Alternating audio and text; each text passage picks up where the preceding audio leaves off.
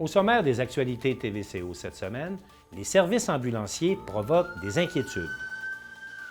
La Fondation de l'hôpital de Baie-Saint-Paul lance une campagne de financement pour le TACO.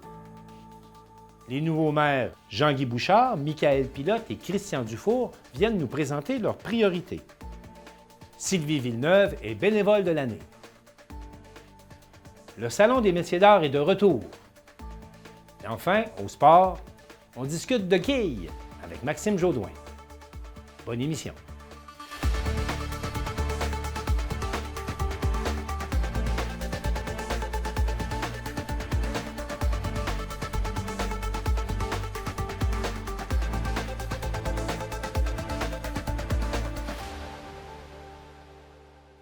Le 9 novembre dernier, en pleine séance du conseil municipal de Saint-Urbain, un conseiller a eu un malaise. On a signalé le 911 pour demander une ambulance, mais l'appel est demeuré sans réponse. Cette situation a provoqué d'abord beaucoup d'inquiétudes dans la région quant à la qualité de la couverture de nos ambulanciers et également suscité beaucoup de réactions.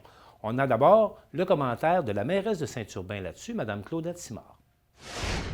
Il y a eu un manque à quelque part du fait que l'appel est reçu à Québec, le 911, et Baie-Saint-Paul n'a jamais reçu l'appel pour se rendre à Saint-Urbain, ce que j'ai su ce matin.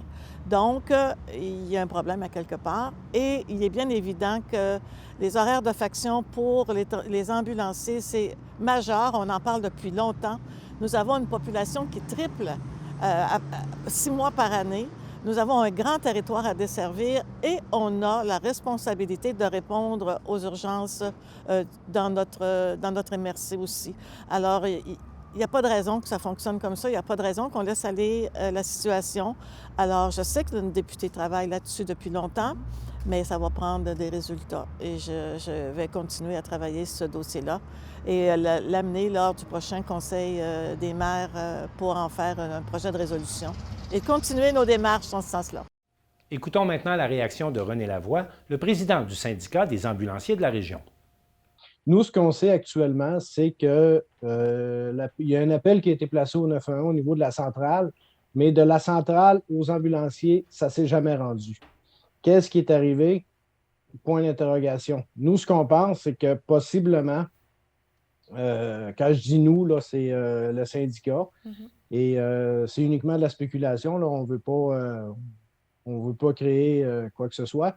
La seule chose qu'on pense, c'est que possiblement que le code de priorité au niveau des appels de la centrale, probablement que ça a été coté en priorité moindre, c'est-à-dire une priorité soit 4 ou 7, donc un appel moins urgent, et afin d'éviter de découvrir le secteur de l'ouest de Charlevoix pour des priorités qui seraient plus urgentes, ils n'ont pas affecté de véhicules. Cependant, ce qu'on sait, nous, c'est qu'il y avait quand même un véhicule de disponible à Baie-Saint-Paul, puis que les symptômes semblaient s'apparenter à un appel vraiment plus urgent. C'est inquiétant, puis c'est dangereux. Écoutez, lors d'une entrevue précédente, je l'avais mentionné qu'on ne voulait pas attendre que quelque chose arrive. Malheureusement, quelque chose est arrivé. Puis, qu'est-ce qu'on attend maintenant pour régler la situation? On sait que ce qu'on demande, nous, c'est une transformation des horaires de faction vers un horaire à l'heure. Faire en sorte que les trucks de Charlevoix, dès qu'il y a un véhicule qui part sur un appel, les autres se rapprochent puis se dispersent un peu dans Charlevoix de façon sporadique toujours. Écoutez, dans une situation comme je vous mentionne présentement, il y aurait toujours une ambulance de disponible. Là, donc, l'appel au 911 il a été redirigé vers une ambulance coûte que coûte, là, peu importe la priorité.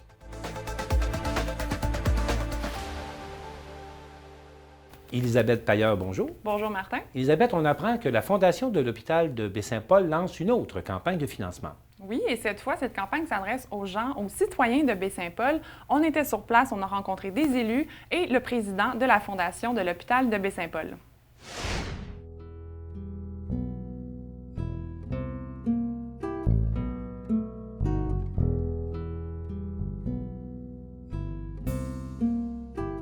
C'est un projet qui a vu le jour il y a presque 20 ans.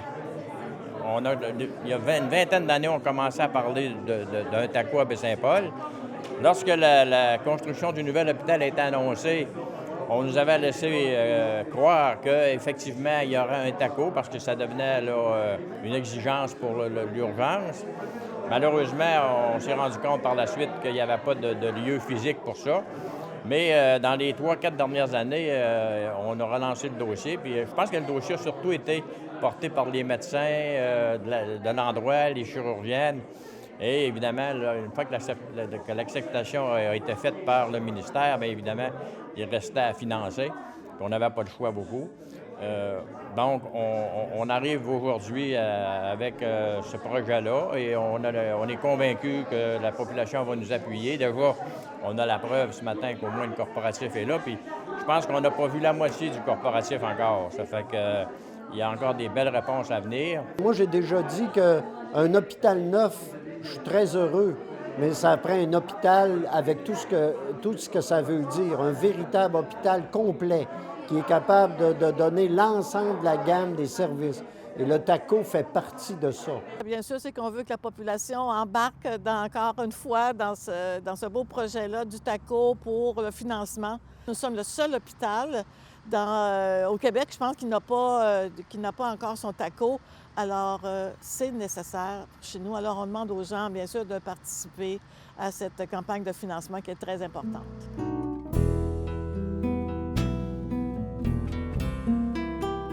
Ce matin, le 400 000 qu'on annonce ce matin, là, c'est signé, ça. C'est garanti.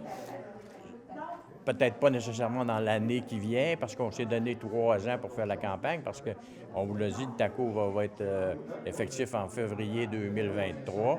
On aimerait aller chercher dans la population un 100 000 ce qui est facilement réalisable à mon avis, parce que même s'il y a le corporatif, là, mais il y a quand même des individus qui, personnellement, peuvent nous aider beaucoup et qui ont le moyen. Alors, je pense que ces gens-là ont toujours été généreux vis-à-vis de la Fondation. Ils devraient répondre à notre attente. Et il y a aussi le groupe, on va solliciter les employés de l'hôpital, les médecins, le corps médical. Alors, je pense qu'il n'y aura pas de gros problèmes là, pour arriver à notre montant.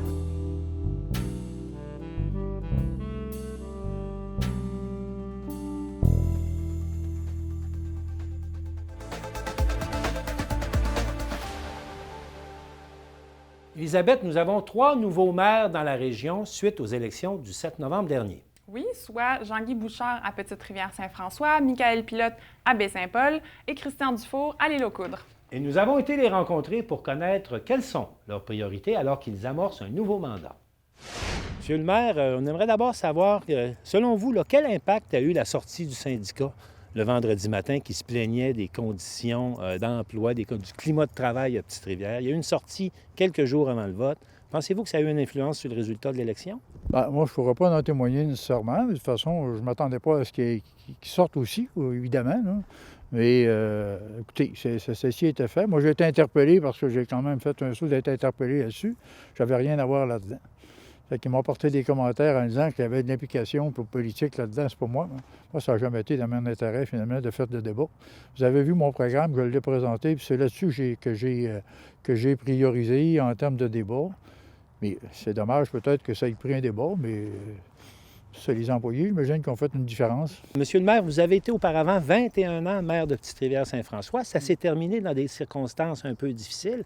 C'est quoi l'expérience puis les leçons que vous avez tirées de votre première présence là, à la mairie pendant 21 ans? Bien, écoutez, c'est sûr, à un moment donné, que je m'étais retiré, naturellement. Il faut se retremper là-dedans. Là. Je suis nouvellement élu après avoir quitté 10 ans. Mais moi, ce que je vois comme dans le résultat des élections, c'est que les gens ne m'avaient pas nécessairement oublié. Les gens ont pensé à moi dans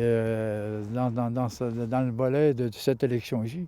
Après ça, bien, l'expérience, écoutez, ça a terminé difficilement, mais il y a des gens qui s'étaient pris d'une façon pour me faire quitter qui était incorrecte, là, sur un conflit d'intérêts qui n'avait pas lieu nécessairement là, en fonction du débat. Quelles leçons vous tirez de ça? Bien, écoutez, dans le milieu municipal, c'est sûr, ou dans le milieu public, il faut s'attendre à se faire tirer des roches dans un sens ou comme dans l'autre. Mais il faut le faire correctement aussi. Il ne faut pas nécessairement dénigrer et arriver dans un débat où est-ce qu'on tâche la réputation là, des personnes. Fait que, c'est dans ce sens-là, moi, je me dis qu'il faut être très, très prudent. Tu peux faire un débat, finalement, d'idées. Tu es d'accord, tu n'es pas d'accord, ça va. Mais de prendre l'envol que ça a pris là sur des accusations, puis sur des orientations, puis même de venir apposer un geste là, de mise en tutelle qui a pénalisé énormément la municipalité parce qu'il y a eu du temps perdu pour l'ensemble du développement de notre village. Et je pense qu'il y avait un contexte où les gens avaient mal mesuré cet aspect-là. Là. Dites-moi, quelles sont vos priorités pour le mandat qui s'amorce? Sur quoi vous voulez travailler en premier? Il y en a plusieurs priorités, entre autres. Bien là, actuellement, j'ai un nouveau conseil, il va y avoir de la formation. On a 5 nouvelles personnes qui sont là. Il faut s'assurer qu'il y ait formation. Puis moi, bien, ça fait 10 ans que j'ai quitté, il faut que je me retrempe là-dedans. J'avais l'habitude aussi des dossiers, puis ça, j'en ai fait beaucoup. Je connais aussi le lien politique pour cheminer des programmes. Puis naturellement, bien, c'est de rattacher tout ça, puis l'arrivée du Club Med nous permet à un moment donné de se rasseoir et d'intégrer ça aussi avec le cœur du village, les mesures qu'on peut prendre, puis la communication aussi avec toutes ces personnes-là qui sont à la tête, qui sont les têtes dirigeantes. Et ça va cheminer, mais il faut y aller lentement, il faut bien mesurer les impacts là-dessus. L'ancienne administration avait mené des études pour revitaliser le cœur villageois. Il y a des firmes d'urbanisme qui ont travaillé là-dessus déjà, puis il y a un projet qui n'a pas eu de suite sous l'autre administration. Est-ce que la revitalisation du village va apparaître parmi vos priorités? Pour moi, elle est déterminante. Ce qui a été fait dans le temps, c'est correct. Puis on va continuer à y travailler pour percer ces dossiers-là. Moi, dans l'information que j'ai actuellement, c'est qu'un dossier qui est bien orienté. Il reste à voir comment est-ce que ça peut se rattacher de façon finale, parce qu'un coup où je dis on s'en va vers ça, bien, il faut avoir la clientèle aussi, s'assurer de la clientèle qui va y habiter. Mais les lieux physiques sont là, puis le projet, semble-t-il, puis là, j'ai tout réserve parce que je ne connais pas tout dans le projet non plus, mais semble-t-il que ça va bien. Puis c'est le genre de projet qu'on va continuer à travailler. Ces projets-là positifs, on en a besoin chez nous parce qu'on veut finalement maintenir et attirer de nouvelles familles. Ça prend finalement du logement au cœur de notre village. Puis la zone dynamique du cœur du village, là, on la connaît parce que le lieu physique, c'est rien que des espaces de terrain qui restent là, dans le secteur du quai. Ailleurs, essayer ces petites rivières, on ne peut pas penser qu'on peut évidemment le développer à clair. En montagne, il y en a déjà pas mal. On a parlé de 1500 lots. C'est pas tout là, du résidentiel. Il y a beaucoup d'hébergements touristiques qui sont installés. Mais là, c'est déjà bien, mais dans le cœur du village, très, très près, là, qui va aller au dépanneur à pied, là, bien, il faut travailler ça. Puis ces bandes de terrain-là qui sont louées là-dessus, je pense qu'il faut mettre l'emphase là-dessus là, pour développer ça graduellement. Avant, c'était pas possible. Il n'y avait pas de service d'aqueduc et d'égout. Maintenant, tout est là. Fait qu'il s'agit finalement de rattacher tout ça. Vous avez également mentionné votre intention de revisiter le règlement sur l'hébergement touristique. Avez-vous l'impression que vous êtes en train de réouvrir tout un panier de crabes? Bien, écoutez, c'est pas mon intention. Ce que je veux juste savoir, c'est que ce que j'ai compris, puis les messages que j'ai entendus, il y a des gens qui sont pas contents de la façon que ça s'est passé. Bon, maintenant, qu'est-ce qu'il contient? Là? Quels sont ceux qui sont réticents à ça? Puis quel est le problème? Pourquoi ils sont réticents? Es-tu capable de rapprocher un peu ces volets-là pour permettre d'ajuster le règlement? Je ne dis pas que le règlement était mauvais, au contraire. Je veux dire, il y a peut-être des choses qui peuvent peut-être rassembler plus de monde pour pas que les gens se sentent mieux interpellés. Et puis là, ben, il faut l'approfondir aussi là, dans ce sens-là. Là. Alors, Monsieur le maire, je vous remercie et je vous souhaite un bon mandat. Merci beaucoup. Michaël Pilote, d'abord, félicitations, puis peut-être nous parler comment s'est passée la campagne à Baie-Saint-Paul? Merci beaucoup. Tout d'abord, la campagne s'est super bien passée. Moi, de mon côté, j'ai fait une campagne terrain, beaucoup de porte-à-porte. Je suis allé voir les gens, des rencontres d'entreprises. C'était vraiment une campagne que je voulais qui se passe sur le terrain, proche des citoyens. Moi, personnellement, je n'étais pas du type à dire « Ah, je mets des pancartes et je montre mon visage ». Moi, je voulais vraiment me montrer ma personnalité vis-à-vis des gens et je crois que ça a super bien fonctionné. Est-ce que vous vous attendiez à un score aussi fort contre M. Goudreau ou c'était un peu une surprise? C'est sûr que ça reste une élection. Hein. Alors, dans un contexte d'élection, on ne peut jamais rien prendre pour acquis. L'électorat, des fois aussi, ça surprend. Donc, en effet, c'est un résultat que je pensais jamais avoir, là, un mandat aussi clair de la population, 86,5 %. Dans les derniers jours, c'est clair que l'on voyait qu'il y avait des fois quelques attaques personnelles là, qui arrivaient du camp adverse ou de ses acolytes. Donc, on pouvait présager qu'il y avait peut-être un petit vent de panique de l'autre côté, mais jamais j'aurais pensé avoir un résultat aussi fort. Et c'est sûr que là, lorsqu'on est arrivé avec ça, bien, c'est une grande fierté. En tant que nouveau maire, est-ce que vous allez plutôt prôner pour la continuité ou plutôt pour le changement? C'est un mix des deux. C'est clair qu'il va y avoir des choses qui vont continuer. En même temps, on ne peut pas faire trop de turbulences. On arrive, tout ça. Je crois qu'il doit y avoir une certaine continuité, mais c'est clair qu'il va y avoir des choses qui vont changer du côté de l'organisation. Et là, présentement, c'est l'installation qui se fait, c'est la transition. Et par la suite, là, les différents changements vont prendre part là, graduellement au cours des prochains mois. Dites-moi, ce serait quoi vos priorités? Peut-être en nommer une à laquelle vous voulez vous attaquer finalement là, actuellement? Bien, c'est sûr que là, on est à la mi-novembre déjà. Là, on a le 15 novembre déjà lundi. Là, j'arrive à l'Hôtel de Ville. C'est la rencontre avec le maire sortant, M. Fortin, la rencontre avec la haute fonction publique, la direction générale, le comité de direction. Par la suite, il y a le budget qui s'en vient. Je vais rencontrer les autres membres du conseil aussi la semaine prochaine. Donc, une des premières priorités, c'est de s'asseoir tout le monde ensemble, c'est de s'attaquer au budget, de regarder un petit peu chaque vision des élus pour qu'on puisse arriver avec une vision collective. Et par la suite, là, graduellement, là, au courant de l'année 2022, il va y avoir des chantiers qui vont débuter. C'est clair que j'en ai parlé un petit peu de tout ce que j'ai élaboré durant la campagne. C'est des choses que je veux réaliser et que je compte réaliser là, au courant des 4 prochaines années. Est-ce que vous avez un moment où vous allez annoncer à la population le fameux comité que vous voulez mettre en place? Là? À quel moment vous voulez annoncer ce comité finalement? Ça s'en vient. Tout ce que je peux dire, c'est que ça s'en vient. Il n'y a pas de date officielle. Là. On va annoncer le comité là, sur la circulation. J'imagine que c'est à ça que vous faites référence. C'est une priorité. Oui, on va travailler sur la circulation. Ça s'en vient. Mais là, comme je dis, là, je vais être assermenté là, très bientôt, vendredi, le 12 novembre. Et par la suite, là, chaque chose va prendre son cours. Et peut-être en terminant, on sait tous que vous êtes infirmier, que vous travaillez à l'hôpital de Baie-Saint-Paul. Est-ce que vous allez poursuivre votre profession ou qu'est-ce qui va se passer à ce niveau-là? Je vais être un maire à temps plein. Ça, c'est clair que je vais être maire à temps plein là, de la ville de Baie-Saint-Paul. Maintenant, pour ma profession d'infirmier, on est membre d'un ordre professionnel là, qui est régi par différentes lois. Donc, en effet, je veux maintenir ma licence professionnelle. Donc, je vais faire quelques heures là, au CIUS à la Capitale-Nationale pour maintenir ma licence d'infirmier, mais tout en demeurant le maire à temps plein là, de la ville de Baie-Saint-Paul. Vous n'avez pas peur que le travail de mairie prenne plus de place à un moment donné? Comment vous entrevoyez ça? Tout est conciliable. Je suis quelqu'un qui est de défi, je suis quelqu'un qui a travaillé là, énormément. Là. Dans le dernier mandat, je faisais autour de 65 heures semaine. Ça s'est super bien passé et ça se fait aussi dans d'autres municipalités. Donc, je parle vraiment de quelques heures comme infirmier là, dans le réseau de la santé, mais je le répète encore, je vais être maire à temps plein et la population n'a pas de crainte à avoir à ce niveau-là. Christian Dufault, nouveau maire de l'île aux Coudres. Félicitations. Merci beaucoup. On est content de vous accueillir aujourd'hui avec une première question. Qu'est-ce qui va changer à l'île aux Coudres? Qu'est-ce qui va changer à l'île aux Coudres? Bien, il y a beaucoup d'affaires qui vont... comme vous avez suivi notre campagne, là, ouais. Il y a des projets qui sont presque tous prioritaires, mais je pense que ce qui va changer, c'est la présence, plus de présence au conseil municipal ou à la salle municipale avec le maire. Puis quand je ne serai pas là, on s'est parlé puis on s'est dit qu'il allait avoir tout le temps quelqu'un du conseil pour répondre aux questions. Je ne pourrais dire que ça va être 40 heures par semaine, mais... Parce que c'est un conseil presque complètement renouvelé que vous avez. C'est tout des nouveaux, et vous, au poste de maire. Oui, on a 5 nouveaux candidats, 5 nouveaux conseillers avec Mme Noillange qui est... elle va commencer sa 36e année. C'est ça, c'est notre doyenne du conseil municipal. Puis il y a moi comme maire. C'est un renouveau complet. Les dossiers prioritaires, c'est lesquels, selon vous? Bien, les dossiers prioritaires, comme on a dit, il y avait le dossier médecin, on a le dossier réseau d'aqueduc et d'égouts pour prolonger, parce que là, l'été passé, ça a été une parade de réservoirs à eau. C'est d'eau à l'île. Ah oui, c'était... C'est un peu contradictoire, c'est au milieu du Saint-Laurent. On est au milieu du Saint-Laurent, mais elle n'est pas trop buvable. Fait que c'est...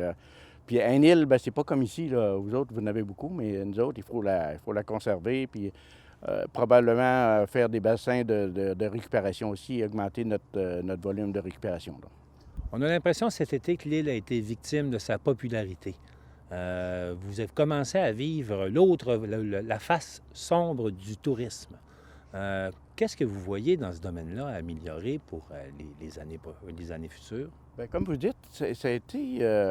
à cause de la COVID, il y a eu beaucoup de monde, là. Puis on a eu des travaux, il y a eu beaucoup de véhicules lourds qui sont embarqués. Ça a été un gros engouement même dans tout Charlevoix, là, Charlevoix en a profité beaucoup.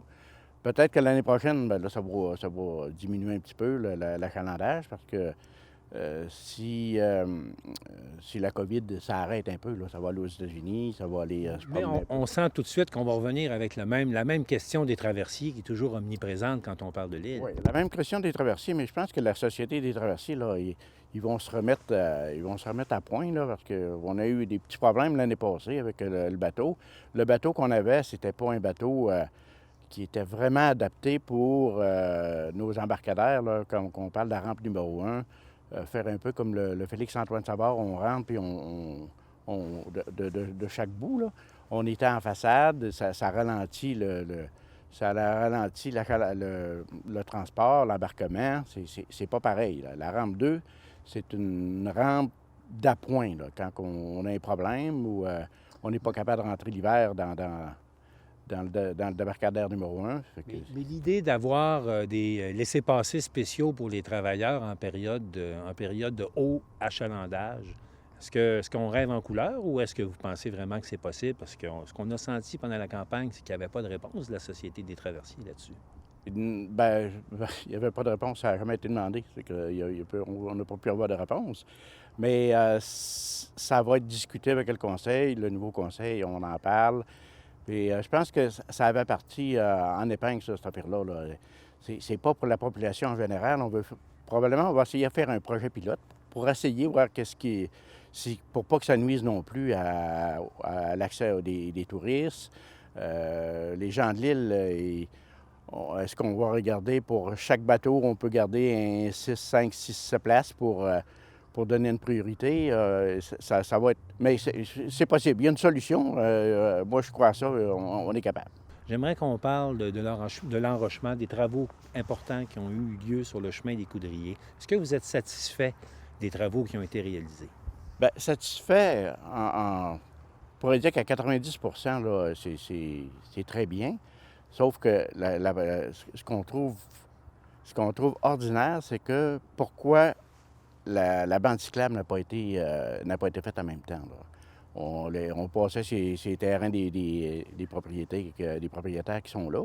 La demande était faite. De toute manière, ça va se refaire, là. On n'a pas le choix, là. On n'a pas le choix de refaire la bande cyclable là parce que, comme vous savez, à Lyocoud, du vélo, il y en a, là. Pas un, puis deux, il y en a plusieurs. Fait que, c'est pour la sécurité aussi des cyclistes et des familles qui viennent nous voir, là. Mais il va y avoir des réparations à faire, je pense bien un petit peu, là. Il y a des petites lacunes, mais ça va se faire. Mais c'est pas un désastre, là. C'est quand même bien fait.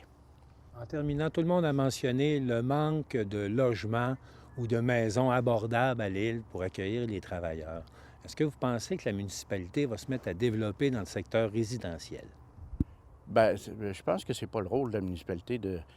La municipalité n'est pas promoteur, là. C'est un promoteur qui s'en vient pour développer... on peut faciliter l'accès, faciliter le promoteur qui va aider à trouver des terrains, mais la municipalité n'est pas un promoteur. On ne peut pas s'embarquer. Vous n'êtes pas propriétaire de terrain non plus qui vous permettrait d'attirer des promoteurs? La municipalité? Oui. Bien, on a une couple, mais pas, on n'a pas beaucoup, là. On peut pas dire qu'on pourrait vendre des terrains à un promoteur pour faire des logements ou d'autres choses, là. On peut pas dire ça. M. Dufault, merci beaucoup et bon mandat. Merci. Puis j'aimerais remercier toutes les personnes qui ont participé aux élections. Ça a été un beau tour de participation, puis on est très contents.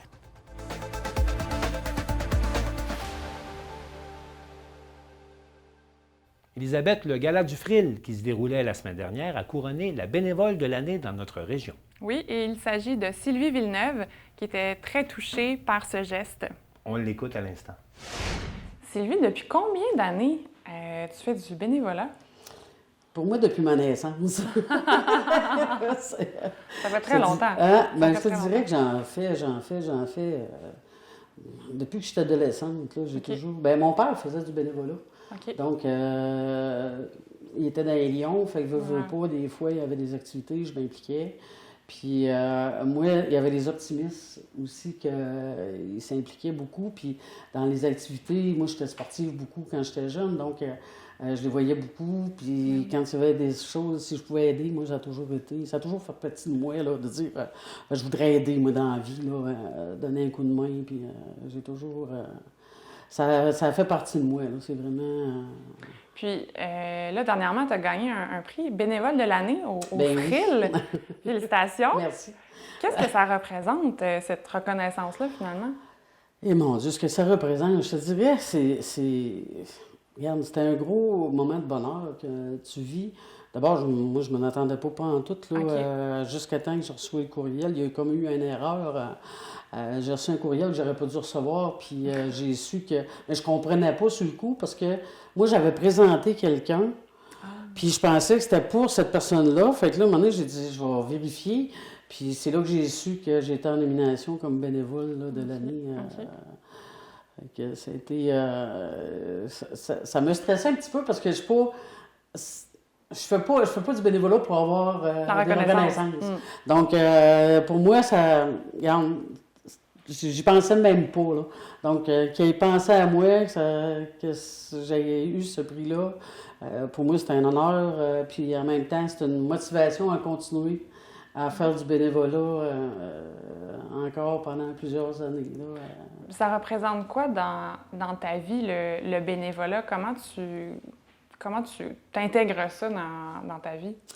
Eh mon Dieu! Moi, d'abord, quand je fais du bénévolat, c'est toujours... Moi, je regarde tout le temps les gens. Moi, je suis quelqu'un qui communique beaucoup. Puis, quand je vois le sourire des gens, pour moi, c'est la plus belle récompense que je peux pas avoir. Moi, ce que je veux, c'est donner du bonheur aux gens. Puis, quand je vois que les gens vivent du bonheur, ben moi aussi, ça m'en donne du bonheur. Donc, quand on chante Christophe May, il est où le bonheur? Ben pour moi, il est là. Moi, de faire du bénévolat, c'est vraiment là, un plaisir. Il y a rien. Pour moi, c'est jamais une obligation. Puis je prends juste ce que j'aime. Là. Tu sais, Oui, OK. Moi, il faut vraiment. Si je peux pas m'amuser, je ne vais pas. Okay. Moi, il faut que j'aie du plaisir, sinon, je m'en vais. Ouais. Puis les gens le savent. Moi, si j'embarque dans un comité, quoi que ce soit, je vais dire oui, mais si je vois que je ne m'amuse pas, que je ne m'amuse plus, je vais m'en aller. Est-ce qu'il y a, dans toutes ces années-là, finalement, où tu t'es impliqué, est-ce qu'il y a des moments clés ou des organismes qui t'ont vraiment marqué, puis pour toi, c'est une cause qui te tient vraiment à cœur? Bien, moi, les optimistes, ça m'a toujours... c'était drôle, parce que quand j'étais jeune, les optimistes étaient très présents. Puis, j'avais toujours dit, quand je serai vieille, je vais être optimiste. Puis, quand j'ai pris ma retraite à la ville... j'ai pris 1 an de break parce qu'à la ville, je donnais de mon temps puis j'organisais aussi. Puis c'était clair que j'allais choisir mes causes, puis les optimistes en faisaient partie. Puis quand j'ai décidé là, que là, c'était le temps de m'impliquer, j'ai embarqué dans le club optimiste. Là. Est-ce que la génération d'aujourd'hui s'implique autant qu'avant, finalement? Est-ce que tu as remarqué que les gens s'impliquaient? Ça serait quoi? Les gens s'impliquent, oui. Ben, on voit souvent les mêmes personnes, là. Mais moi, je pense qu'il faut aller les chercher.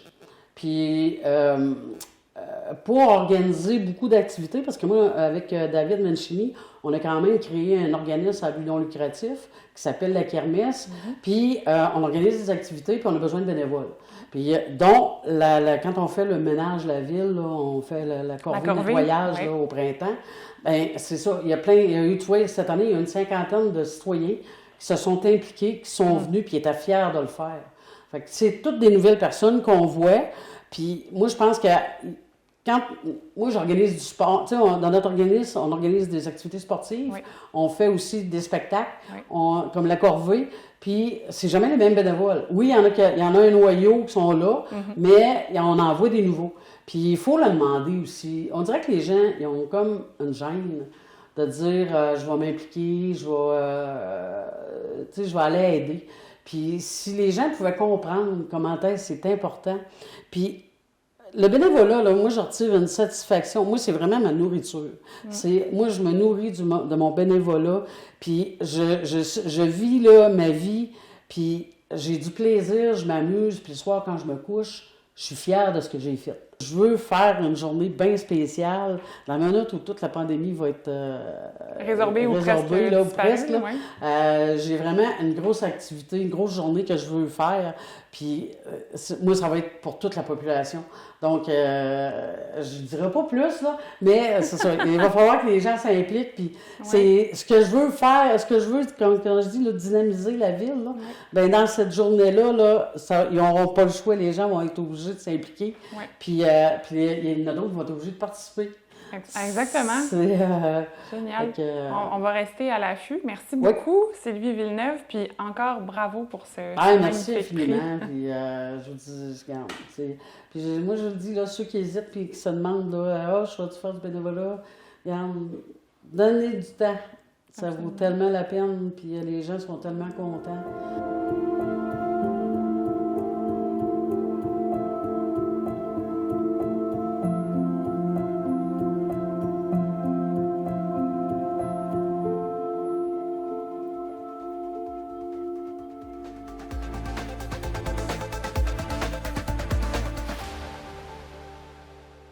Le Manoir Richelieu accueillera la fin de semaine prochaine le Salon des métiers d'art qui est de retour après 1 an de pandémie. On vous a préparé un reportage là-dessus. Cette année, il est possible d'assister au Salon des métiers d'art qui se tiendra du 19 au 21 novembre prochain au Manoir Richelieu. Après une pause forcée d'1 an, les artisans et les producteurs sont fébriles de revoir la clientèle. C'est un événement qui est très important pour les artisans. Naturellement, pour eux, l'année passée, on n'y avait pas lieu, puis là, cette année, ils ont vraiment hâte. C'est un moteur économique important pour eux, mais c'est aussi pour la région, pour le rayonnement des métiers d'art. C'est un très, très bel événement dans la région. Certaines nouveautés verront le jour, comme des ateliers de fabrication offerts par les artisans. Donc, cette année, il va y avoir plusieurs nouveaux artisans. Il y a des artisans qui ne viennent plus. Il y en a d'autres qui reviennent. On va avoir un espace aussi boutique. On va avoir un espace pour notre boutique des métiers d'art où on va avoir plusieurs artisans à l'intérieur de la boutique. C'est comme une espèce de salle d'exposition avec on fait la promotion aussi même de la route des métiers d'art. On va avoir plusieurs artisans qui vont se relayer durant la fin de semaine pour parler. Parce qu'il y en a aussi dans les artisans qui ne peuvent pas vraiment venir passer 3 jours parce qu'ils font des œuvres un peu plus grosses, plus importantes. Donc, pour eux, ils ne viendront pas passer 3 jours pour ça. Donc là, c'est le fun. Ça leur permet avec la boutique de venir puis de rencontrer les gens. Donc, il y a ça de nouveau cette année. On va avoir également un photographe sur place cette année qui va prendre une photo du public avec des outils. Donc, cette année, notre thème, c'est un peu les outils. On veut que les gens comprennent c'est quoi le métier d'art. Les gens savent un peu, ils voient les œuvres, là, ils voient le textile, ils voient la céramique, ils voient tout. Mais là, on veut qu'ils comprennent c'est quoi exactement le métier d'art. Une quarantaine d'exposants feront leur apparition lors de l'événement. Nous, on a toujours un petit mix avec les producteurs depuis les débuts, que les producteurs ils font partie aussi du salon parce qu'il y a toujours un petit coin terroir qui est vraiment intéressant. Donc, il va y avoir une quarantaine d'exposants au total, mais que ça comprend les artisans et ça comprend les producteurs aussi. La boutique Métiers d'art Charlevoix, située sur Ambroise Fafard, fête déjà sa première année. Moi, j'étais très emballée là, de la réponse des gens. Puis je pense que l'année prochaine, ça va être encore meilleur parce que les gens ne la connaissaient pas, la boutique. Hein? Donc, l'année prochaine, j'ai l'impression qu'on va avoir beaucoup de gens qui sont venus acheter, qui vont revenir acheter. Parce qu'il y a des choses de tous les prix. Hein? Il y a beaucoup de choses qui ne sont pas dispendieuses. Donc, il y a un potentiel là aussi intéressant. On va faire un petit cadeau. Il y a beaucoup de choix. Fait que oui, les gens sont venus, puis je le voyais dans les yeux des gens, puis tu le sens que c'est sincère. Les gens sont... Fait que ça manquait beaucoup à Baie-Saint-Paul, ça, un pignon sur rue comme ça, avec presque tous les artisans de Charlevoix sous le même toit. Fait que, on est très fiers, la corporation, d'avoir ouvert notre boutique là, l'année passée, là, dans ces temps si durs, mais que finalement, on s'en est sorti avec quelque chose de très beau pour nous. Annick Perron encourage les gens à découvrir l'origine du métier d'art, notamment en faisant un tour à la boutique.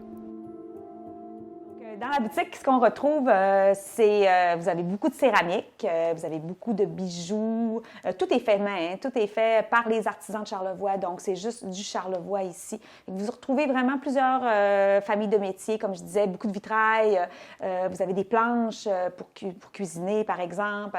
Vous avez des décos. Vous avez un peu de tout.